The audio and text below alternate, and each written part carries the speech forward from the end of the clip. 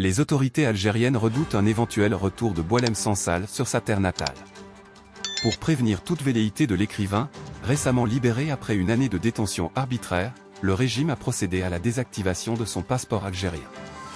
Une mesure administrative essentiellement destinée à empêcher l'auteur de fouler de nouveau les terres de ses aïeux.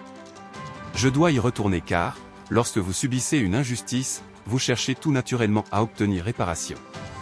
Je n'ai pas besoin d'argent, ni même d'un nouveau procès. Le simple fait d'y aller et d'en sortir, pour moi, constitue une réparation, a-t-il déclaré la semaine dernière dans un entretien accordé à France 2. L'auteur a révélé avoir fait part au président français de sa volonté de revenir en Algérie, dès la semaine prochaine. Emmanuel Macron lui aurait recommandé de « faire attention » et assuré qu'il évoquerait la question de son possible retour auprès du président Abdelmadjid Tebboune.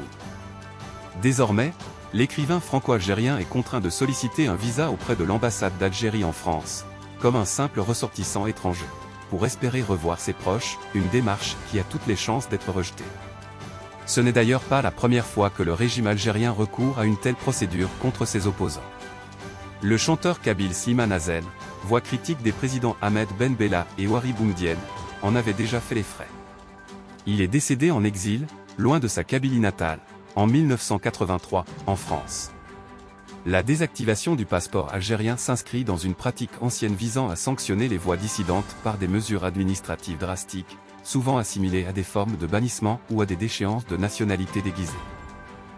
Pour rappel, le président Tebboune avait accusé, en décembre 2024, Boualem Sansal d'imposteur qui ne connaît pas son identité, ne connaît pas son père, et vient dire que la moitié de l'Algérie appartient à un autre État.